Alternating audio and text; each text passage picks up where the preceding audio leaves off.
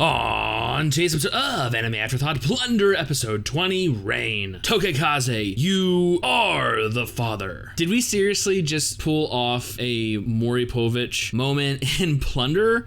Well, considering how crazy the series is, I think this is more Jerry Springer-ish. Honestly, how the fuck is it even possible? So, I mean, it makes sense in a way if you think about it, but in another aspect, I have no clue what the fuck's going on at this point. So anyways, last we left off, our time-traveling team had finally returned 300 years into the future, now knowing the past, the history of Alcia, and in turn, the history of Licht himself. Right off the back, Hina is just getting down to business, trying to pop out them half-legendary ace babies, much to no avail. Why? Because Licht is now 300 years her elder? It totally makes me question what all the acts of perversion before the time travel incident even was then. Were you or were you not trying to get in her panties? Fresh off of being turned down, Hina decides to join everyone else in a celebration of a successful time travel? I don't know. It's a drunk party time, and obviously that's going to lead us to more fan service in the way of acts of perversion and overall comedic moments. Rounding out last week's episode, though, we get a very startling cliffhanger. For some reason, Licht knows Hina's mother, Tsukina Pharaoh. Starting out today's episode, you're first going to recognize, or at least I did, she has pretty high quality. I mean, obviously, their mid to far away character models are a little off spec. The first scene, I don't know if it's a cut from the Blu-ray or... It's basically the same scene we see in the very beginning, but it's super fucking high quality. I mean, I'm pretty impressed with today's episode, especially the visuals. A lot of thumbnail-worthy moments. But we get a flashback into Tsukina, Hina's mother, being pulled into the abyss, once again giving her the original ballot. Cutting back to Licht, we find out that she's his childhood friend, and the main reason that he initiated an interaction with Hina to begin with is he could tell that this is some person involved with Tsukina. Bringing the fact, like, do you remember what your mother told you? She told you to find the legendary ace. Well, I hate to break it to you, but I'm not the right one. I know for a fact who you're looking for. Did your mother ever tell you about your father? I'm like, oh fuck, here we go. The gears in my head start turning. What the fuck's going on? Remember when I said she was our childhood friend? Aw, you motherfucker didn't. Seriously? This instantly gives like flashbacks to Hina. Like, you already met this person, and who is it? It's Tokekaze. Tokekaze, you know, one of the legendary aces, is Hina's father. Now, this would make sense in some regard. We know due to the fact that Nana, ace, and is still alive 300 years later. Licht, ace, still alive 300 years later. Alan, ace, still alive 300 years later. Schumerman, I don't know what the fuck Schumerman is, but he's still alive. So, I mean, in regards to that aspect, if Tokekaze actually lived through that devastating strike from Licht all those years ago, he could be alive and could be in this world and had fathered Hina. The question is, how does a character we haven't even seen before, not even mentioned before, you know, last week's episode, and one that I do not assume went through the Schumerman surgery, survive 300 years? Now, I know we have cloning available, but that would require a lot more integral mechanisms to be moved, strings to be pulled. Like, I'm trying to think of how to make sense of this in my head, but I guess we'll go for it for now. Maybe they'll explain it. Let's hope so, but yeah. As far as Licht knows, he thinks Tokekaze is dead. Wait a second. If he thinks Tokekaze is dead in the present while he's talking to Hina, how is Hina born unless Tokekaze banged Tsukina before his altercation with him to get back the original ballot? But then how did a pregnant Tsukina / baby Hina survive for 300 years?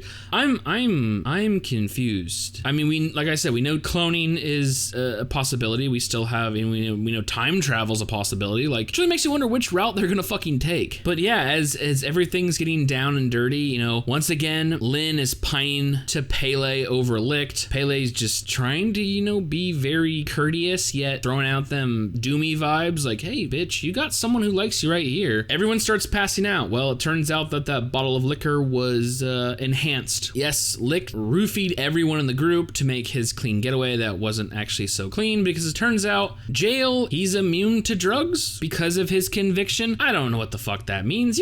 Does that even make sense? No, nothing in this episode makes fucking sense to me. But yeah, they have their own version of a farewell. They literally square off, and instead of a handshake, it ends with a headbutt, saying each one, has their own mission, their own goal, their own convictions, as it would be, and I don't care who it is. If they stand in my way, I'll take them down. And then Licht jumps off into the sky. Now, all the meanwhile, some more heavy shit is going down, and one of the things that's been in contention since the beginning of this series, or at least when I started it, is Alcia's governmental situation. We know that Captain Allen is the commander of the Alcian Royal Guard, so there is a military and royal. We assume there is a monarchy family. Obviously, there's the SSU led by Schumerman. Are they the two sides of the same coin? Well, we see in today's episode that it doesn't look that way. When all this shit is going on, it turns out that high-ranking members of, the Royal Guard are being assassinated, and it turns out there's a reason. We see Schumerman in the all-thing chamber, and they only have 3 of the original ballots, so they can't even make a unanimous vote anymore. And just who happens to walk through the door to give us our complete subtext and background on why they're,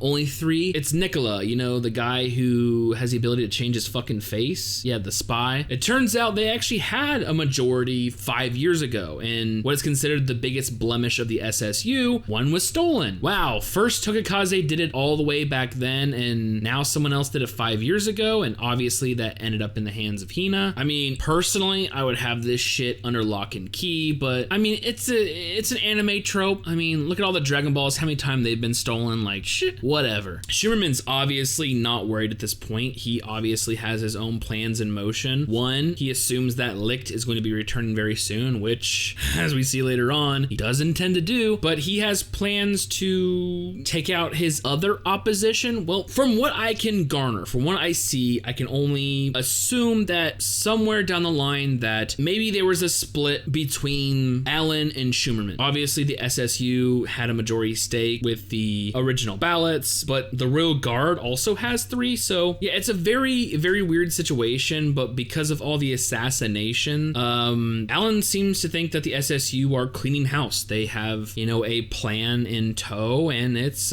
quite terrifying, but he gathers his own minions, his attaché as it is, his higher ranking members of, the Royal Guard. Sorry, I'm gonna cheat here for a second. They're called the Grand Generals. For some reason, my episode is not loading, so yeah, we'll have to go like this. They're all discussing, or more apt, they're arguing about what to do. Obviously, one of them who seems to have the ability to control wind, Robbie Boy, he wants to take on the SSU, which is a dumb fucking issue. Super fucking dumb. They have Schumerman, so who knows what he's been up to the last 300 fucking years. Like I said, we still have to find out what the fuck those orphans are up to. Like, is he still doing his experiments? Has he done Schumerman surgery since to create more aces? Like, I have no fucking clue. The other 2, a woman, God, I'm gonna fucking butcher this, Yang Jiayu, maybe of Chinese descent, that's a very Asian name, is in agreement with Mr. Sparkles, the lightning dude, Freedcam, that they shouldn't go against the SSU, because eventually we're gonna have an all-out war, and you're just going to drain our reserves. Why disadvantage our army and weather it down right now? You're not seeing the bigger picture. They turn to Allen, and he's like, I have no fucking clue what to do. Like,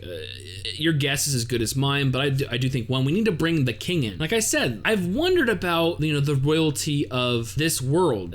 We know that there is a royal family, but at what part do they play? To me, the top dog in this world is obviously Schumerman. He's got, machinations, he's got the power, he's tippy top dog, and then right under him would be Allen, but Allen is not only concerned with what the king thinks, but when Robert actually kind of insults him, Allen gets pissed off, and you see him flame up. So what's funny is each one has their own element. It's pretty cute. But yeah, that leads me to believe and hope and expect that we're eventually going to see the king, maybe the royal family. Like, yeah, I wonder what kind of part they actually play. But more so, I want to know what the fuck the SSU is up to. Like, as Justice Schumerman said, Licht is literally heading there. The SSU is preparing for something. It seems they have a trump card up their fucking sleeve. I mean, the silhouette gives it away, but when you do a close-up of the hair and you see red and blue, like, shit. I mean, come on. Meanwhile, everyone else in the group is finally waking up. Not only is Licht gone, but Jail is gone. But something that they don't bring up is the fact that there's another person missing from the group as they ride off to chase after, well, both of them. I like to think they're going after both. There's only 4 in this group. Did you guys notice that another legendary ace is gone? Where the fuck is Sonohara? Is she gonna go help Licht? Is she gonna go help Jail? She now has a strong connection, a bond with both of them. Kinda makes you wonder. Narratively speaking, I'm assuming she's going to run into Licht first. Why? Because right now he is in a whole heap of trouble. Maybe resting his weary legs, jumping, I don't know, several hundred miles in one jump could possibly be very tiring. Decides to kick it, take a little break, and in doing so falls into a trap. Said silhouette assassin from earlier from the SSU shows up. Yes, it is the red and green haired frog-eyed Doan, who gives us a startling piece of information with probably the best image of today's episode. We see he instantly attacks Licht, conveying that not only he is a legendary ace, but he has the power of gravity. You might be fast, but you can't outrun me. And as he's charging up, we see his eye and it has a 003. So Licht having a 001, I'm assuming that is some kind of relevance or relationship to their actual ace number. Like if Licht's the first, then Doan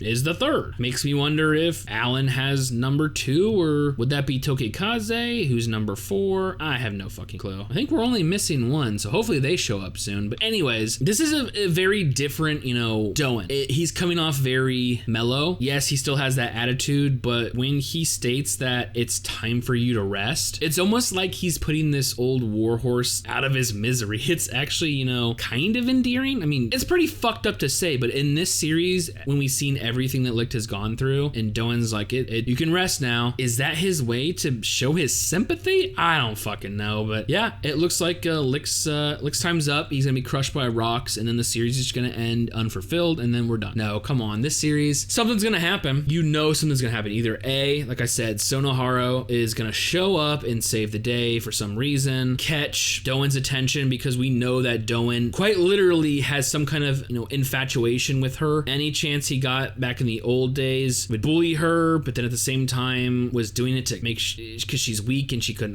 I have no fucking clue. Or because, Licht got that little inspirational Hina moment, the little flashback, maybe he's gonna go Super Saiyan Ace and just fucking fuck no one up. I don't know, but we do see in, was it the intro? Was it the outro? I don't know, I'm getting so confused that eventually those two are gonna come to blows. So I'm expecting a spectacular battle. Overall, I love today's episode. We're getting some new characters, some interesting powers we're seeing. Like I said, we're no longer back 300 years ago, so we're gonna see some more fantasy type shit going on. Magic. Also, they're introducing, new concepts. We could finally get to see maybe the royal family, maybe the king. What part do they have to play in this new world? We still have to, uncover the truth of who stole the ballot. How the fuck, is Tokekaze the dad? If he survived and he's an ace, it makes sense, but how does a mother who's not an ace makes sense? But wait a second, we're still missing the last ace. Could she be the last ace? If she is an ace, how did her count get to 0? And then, yeah, like I said, man, I'm so fucking confused. But at least we know she's not dead. She's back on Earth, where everyone is starving due to nuclear fallout ruining the planet, as well as Alcia taking 99.9% of, well, everything. Yeah, there's still a lot to go to uncover in this series, and God, my fucking head hurts. You made me think too much. You made me think way too much today. Anyways, I definitely enjoyed today's episode. I really enjoyed the higher caliber animation. The art was on par. I just totally dug it. New characters, new mysteries, setting up a lot of shit. Only a few episodes left. I'm wondering where the fuck we're gonna leave off. Like, I'm assuming it's gonna be a big ass cliffhanger. Big ass cliffhanger. With a series like this, so many twists, so many turns. If they don't leave off on a giant fucking cliffhanger, that would be shocked. That would be a twist to me. So with all that being said, I cannot wait for future episodes.